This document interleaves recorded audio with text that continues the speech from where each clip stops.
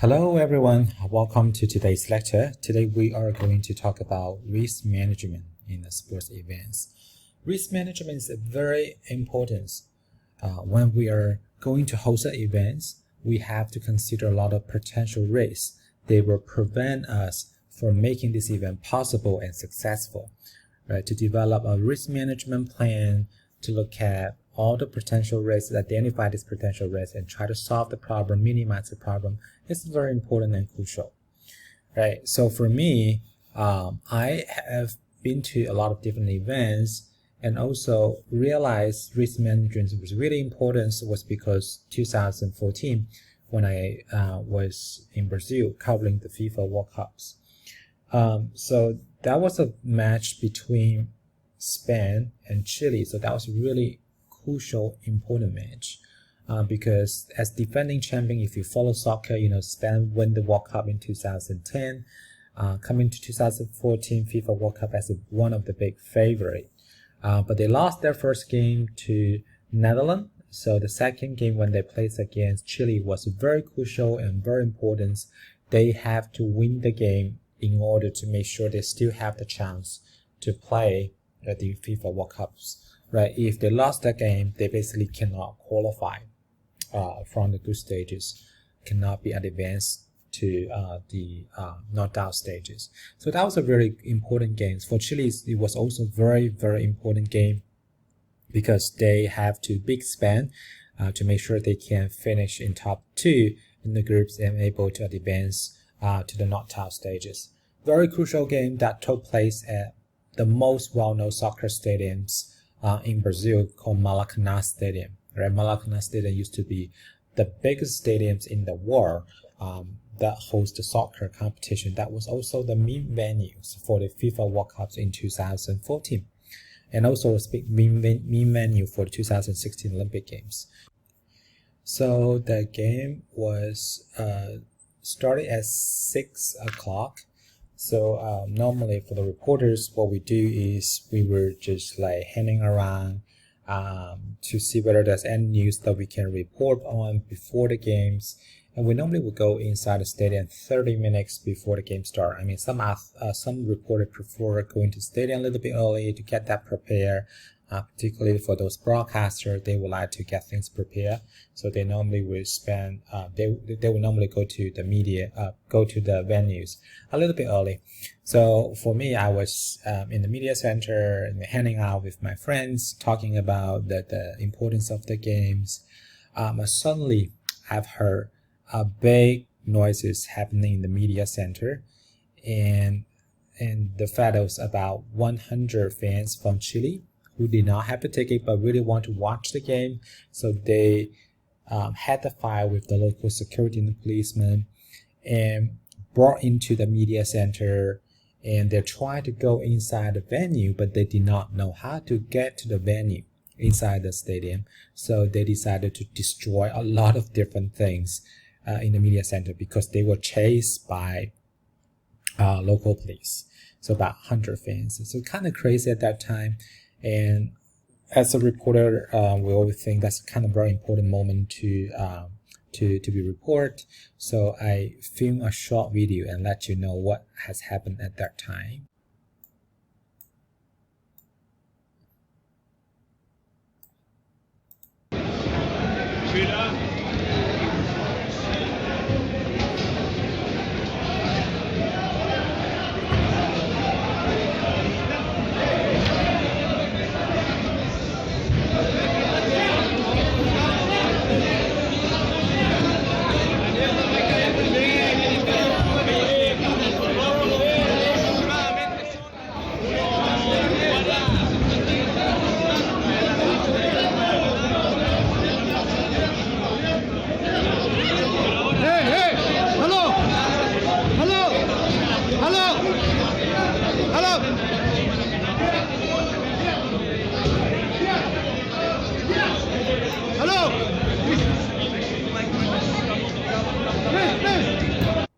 Okay, so here's what I experienced a few years ago during the FIFA World Cups.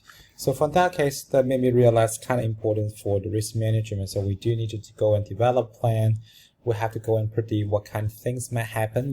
These kind of things definitely are unpredictable, because you could never expect fans who do not have the tickets will have the fight with the police and bring to the media center, right? So that's something we do need to go and consider when we go and develop our plan for the event. So how be able to address that problem or minimize that problem from happenings. So risk management is important. What is risk management? So what is a risk? So risk is basically part of every human's endeavor, from the moment that we get up in the morning, drive and take public transportation to school, to work, or until we get back to our beds, perhaps even afterwards, we are exposed to risks of the different levels and different degrees. There are so many different definitions. So one of the definitions I'm showing you here, say the risks are those events that prevent the potential for damage to the business strategy, to those that compose uncertainty implicit in the execution of that strategy, and to those that must be embraced in order to achieve the goal of the organizations. Right. So for the risks, we know some of the risks we are able to prevent them from happening, but some of the risks that we just can't really prevent that from happening. So for instance, athletes, when they compete at a competition, getting injuries is just nothing we are able to prevent that from happening, right? So we have to go and figure out how we'll be able to minimize this potential risk, right? So the risk management, generally speaking, is they're trying to evaluate the risk. They're not only being aware, but able to embrace in the service of achieving the goal of the organization. So this is about the definition of the risk. We have different types of risk. Generally speaking, we have 4 types of risk. Some of the risks related to facility and equipment. Second type of risk related to the person. Third type of risk related to the contract related risk. And also we have some external risk that we're going to look at. So let's look at each of the risks one by one. First risk is like facility and equipment risk. Facility equipment risk, for this kind of risk, we'll be able to examine it by one sense. We can look at it, we can touch it, we can view it, and we'll be able to identify this risk. So very important for us is we're going to evaluate the conditions and the layout and the safety of the facility and the equipment. So for instance, if we are going to hosting events here, so we can look at the ground. How does the ground feel? Whether the ground is flat, whether have any waters, that's any obstacle that can prevent people from getting injured. So that's something we have to go and look at it. Also, we're going to look at the light. Is the light is bright enough? Too bright or too dim may not be too good for people to see things clearly. So we need to make sure the light is there, right? For the temperature is also kind of important. Perhaps the temperature light is too cold or too hot. It's either too cold and too hot, so it's very easy for athletes to get sick or for spectators to get sick. Do we have a proper spacing? For instance, when we host a press conference, in the press conference room, a lot of time we have to pass around the microphone to the reporters and allow them to ask the questions. So when the staff pass around the microphone, so the staff have to walk around in the press conference room. So you have to make sure he or she has enough space to walk around, be able to perform his work.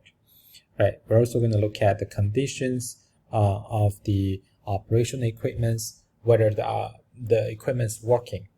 Right. So we're going to check that. We checked out the locker room. Locker room is very easy to get injured because that the floor could be really wet. So how we be able to prevent that from happening, and even the design of the field. Right. So the layout and the design will also impact how people's experiences, which may also become a potential problem and troubles to you.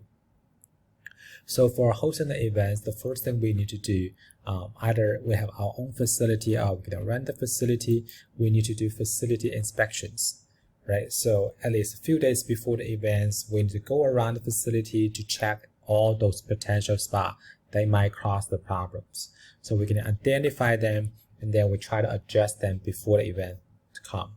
right? Just like the Olympic Games, the big events, the FIFA World Cup, these big events, they normally have some tax event before the games. The Olympic game, for instance, they have tax event for each of different sport, just to how these how's operations.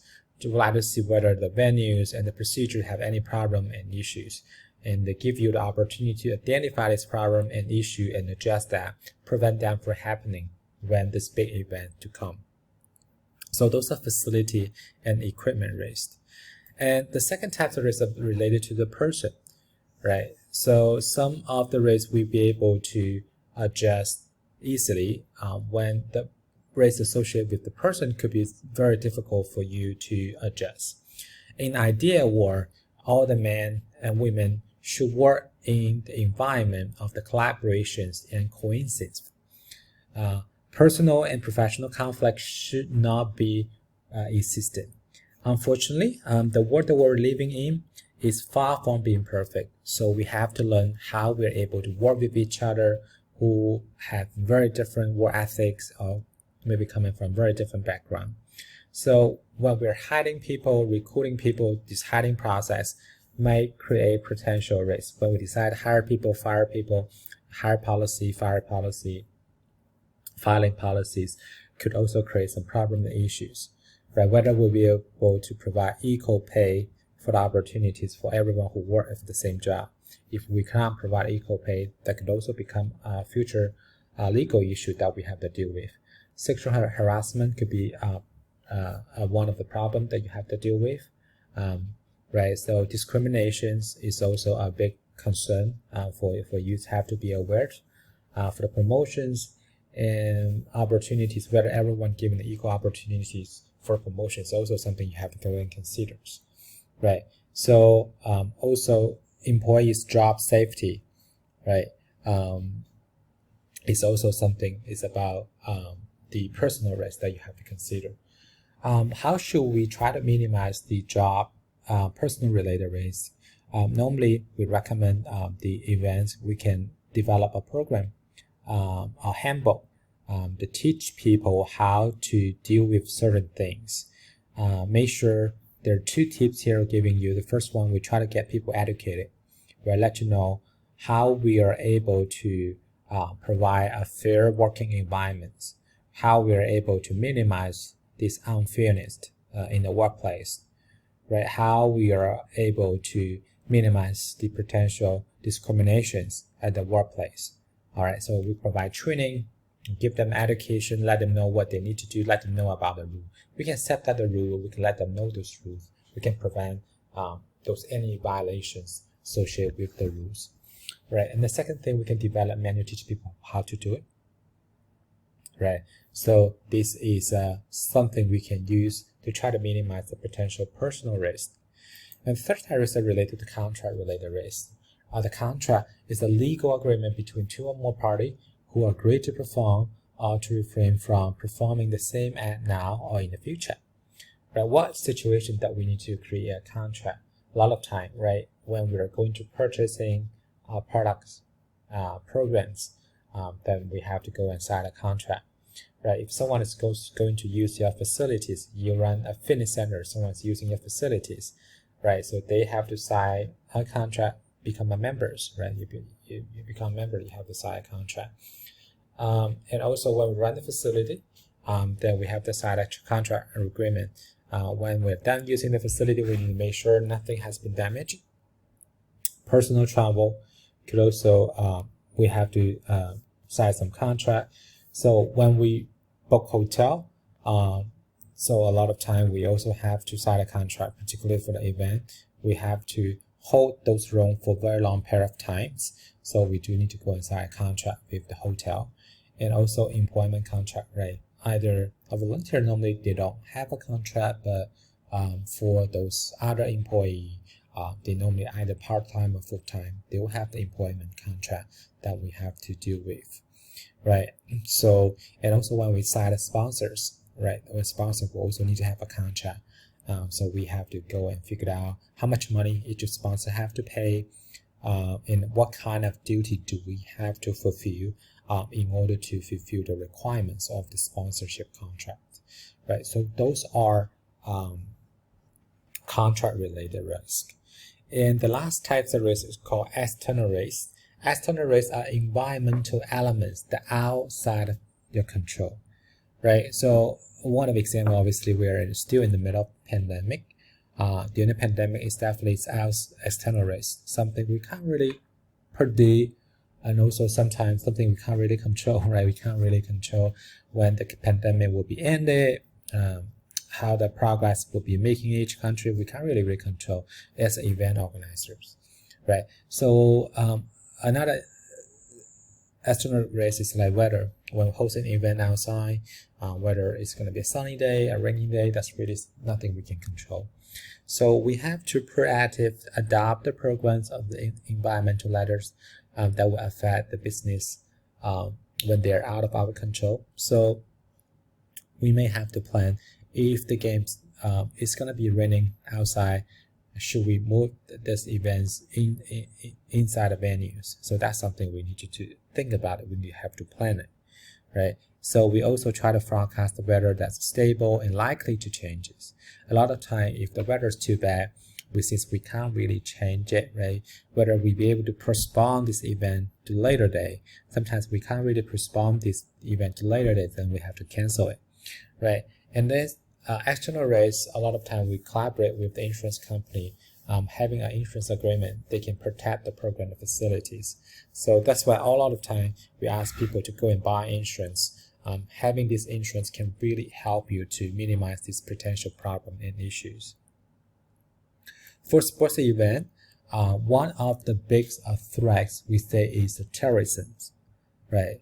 The study showed in 1972 to 2004, there were about at least 168 sports-related terrorist attacks in the world, which is not quite surprised because people want to use a sports event to demonstrate their request. Because sports events is a big social gathering event. You have a lot of people, right? So for those individuals who really want to catch general public's attention using sports events, is kind of like a good way for them. Right, it's not a good way for us as event managers. So there are a lot of really well-known terrorist attacks in the history. One of the really well-known one that was in 1972 during the Summer Olympic Games that took place in Munich. So during the 1972 Munich Olympic Games, so there were 8 members from Palestine Black September. They brought into the apartment complex housing the Israel Olympic teams. So they killed 2 people at the beginning and hosted 9 another athletes. So eventually, there were 11 athletes and coaches and 1 German police officer were killed after a 16-hour standoff. Right, so that was the worst day in the Olympic history. That was also the first time in the Olympic history the competition was suspended for a memory service. The Olympic Games stopped one day, did not have any competition after that tragedy from happening. And then they have a memorial service they held in the Olympic Stadium. That service, that event was attended by 80,000 spectators and 3,000 athletes. So that was the worst day ever in the international sports competitions, right? So that happens in 1972, Munich Olympic Games. Most recently, in the U.S., the Atlanta Olympic Games in 1996, I think that was the first day of the competition. So that opening ceremony, and then it was the first day, official days of the competition. I think around 7 o'clock-ish, that's on July 27, in 1996. There were thousands of spectators at that time. They were gathered together for attending a public concert at the Olympic Park. So if you had the opportunity to go and visit Atlanta, you still were able to see Olympic Park, right, in the downtown Atlanta. So that was when the bombing occurs at that time. So there were one formal explosive expert from USA U.S. Army. So the person had planned 3 bombs underneath a bench. When the 3 bombs explode, killing 2 people and hurting 120 people. So that was also a big tragedy at that time. One of the most recent terrorist attack in the sports event that we're very familiar with that was Boston Marathons in 2013. So there were 2 bombs exploded near the finish line, killing 3 people and hurting 260 people. About 260 people got injured. So that was one of the most recent, really well-known one that have huge impact into the sports event. So terrorist attack is always something we have to plan and to how we be able to minimize these terrorist attacks. A lot of time when sports events happening, so there are a lot of rumors about there's going to be terrorist attacks. So they make people very panic and worry. I remember in 2010 when I was covering the FIFA World Cup in South Africa, because the United States and England was in the same groups. So they were playing a match in the group stage. So that match catch a lot of people's attention because for about 6 months before the games, there were a lot of rumors about, there would be potential terrorist attack targeting that competition, that game. So I was in that game that day, and I was very nervous, starting from the very beginning of the match until the end. I'm lucky things and nothing happens, but those rumors can really let people get very panicked about things. The security of that game was also super tight in South Africa that day. So how be able to prevent this terrorist attack? A lot of changes happens in the past few years. The first thing is we basically do the badge search. So all these athletes, all these spectators, when we get access to stadiums, we have to search that badge to make sure there's no any of these liquids you be able to bring to the stadium or any weapon that you can bring to stadiums. For the professional sports league in the US, they do actually ask you to not allow you to bring the laptop to the stadium venues. You can only bring these like transparent badge and in this size to the venues, right? So the purpose for that is we try to prevent the potential terrorism attack, right?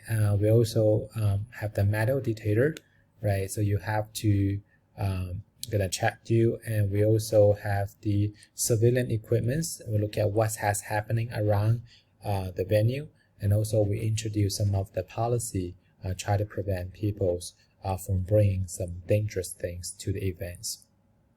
So MFL, for instance, they introduced a bad policy in 2013. So they require you can only wear a badge like this size. Anything bigger than that are not transparent, you won't be able to bring into the venue. And water, a lot of time you won't be able to bring to the venue. I remember when we covered the events in the past, so a lot of cameramen, they have a big camera, right? So for all those security men, they will ask the cameraman, say, you have to go and take picture to prove this is a camera, right? It's a camera, it's not a weapon. You didn't have any weapons inside. So all the people have to take photos and to prove to the security person to say, hey, this is a real camera, it's not a weapon, right? So those things we are normally would do, try to prevent the terrorist attack. Some of the security policy among the professional league here in the US, we know the MLS, they have a security policy, and any of the largest purchase, coolers and backpackers and some other luggages and computer bags and camera bags are prohibited. So MLS introduced the rule recently. In MFL, we talk about they have the rules about what size of the bag you have to bring into the stadiums. For the MHL, they also have the policy that limit the size and the types of bag that may be brought into the stadium. For the NBA, they update their security policies and they try to prevent people from bringing any bag larger than 14 times 14 times 6, and they also limit size and numbers of the beer show inside the venues. So each fan can only buy 2 beer. So after the 4 quarters begin, so that's also try to prevent some fans violence drink too much. Okay, so those are some of the policy has been introduced in professional sports league, and when you're hosting the events, you have also going to consider about that. For a sports event, a lot of times some of the accidents are really hard to predict. So one example is 2010 Winter Olympic Games that took place in Vancouver, Canada. So that was a Lou athlete from Georgia. So he was killed after crashing into the export steel contents during the training sections before the start of the Olympic Games. So that became a tragedy, right? So that was like a nightmare of the Olympic Games. So like those kind of accidents, sometimes it's just really difficult for you to identify, right? So develop a risk management plan is not easy at all. So what is the process for us to identify or create a risk management plan? So the risk management plan normally includes 4 steps. First step is identify the risk, analysis the risk, evaluate the risk, and treat the risk. Risk identification, we talk about facility expansions, right? So you have to go and evaluate environment, structures, and marketplace to determine what sort of the risk, potential risk. You can analyze this risk, which is the second step. You categorize the risk based on the level, how likely is this risk to occur, and what are the consequences, how severe the outcomes if that was the risk, right? So for instance, if that's a food poisoning, right, how likely for this risk for happening in these sports events, particularly when we work with the third party is providing food, how likely the food poisoning would become one of the risks, right? And how severe it's going to be if food poisonings became a problem that we have to deal with. So when we identify this risk and classify this risk based on these 2 different categories, we can put them into a table like this, right? How likely, so likelihood of this risk from happening, likely, possible, unlikely. In terms of the consequence, low risk, moderate risk, and high risk, we can put them here into these tables, right? When we put them in these tables and then we do the risk evaluation. Risk evaluation is we are trying to deal with the risk that have a high risk and also very likely to happen, have high, most severe consequence. So we're going to deal with this risk first, right? And deal with other risks later. So that's why we're doing the risk evaluations. So what kind of risk are we going to dealing with right now?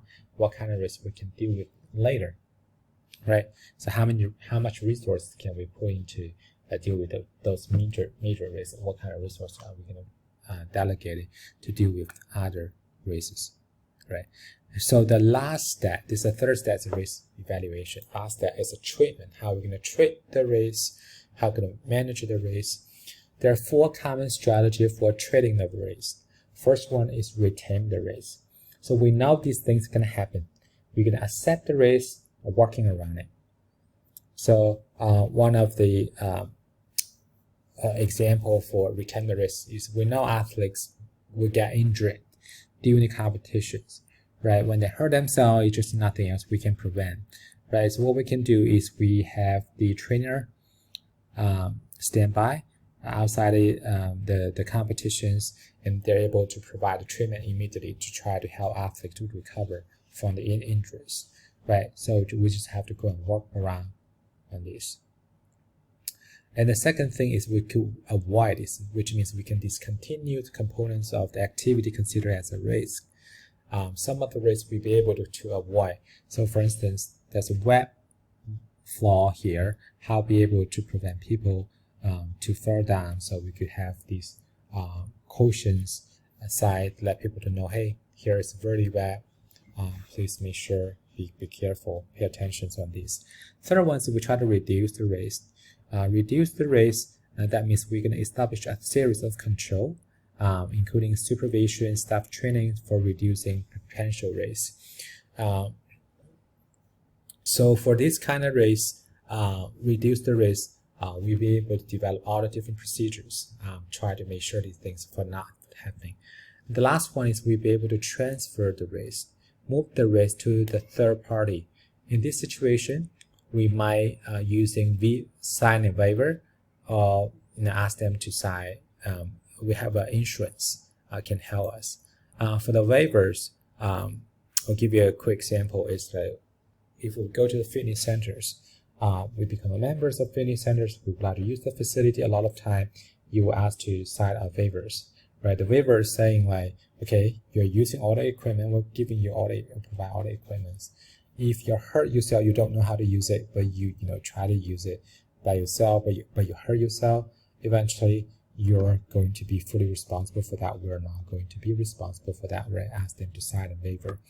Insurance, right, is a very important strategy for us to use.